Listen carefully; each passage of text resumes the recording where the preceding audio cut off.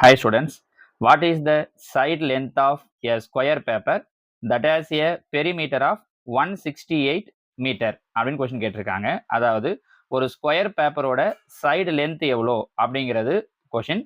அதோட பெரிமீட்டர் எவ்வளோ கொடுத்துருக்காங்க அப்படின்னா 168 மீட்டர் கொடுத்துருக்காங்க. இப்போ ஒரு ஸ்கொயர் எடுத்துக்கிறோம் அப்படின்னா ஸ்கொயரோட 4 சைடு எப்படி இருக்கும்? ஈக்குவலாக இருக்கும். இப்போ ஒரு சைடு ஏ அப்படின்னா 4 சைடும் சேர்ந்தது 4A கரெக்டாக, ஏன்னா 4 சைட்ஸ் அப்படிங்கிறதால. அப்போ 4A அப்படிங்கிறது தான் அவங்க என்ன கொடுத்துருக்காங்க 168. தட் மீன்ஸ் அதோட பெரிமீட்டர் தான் 4A.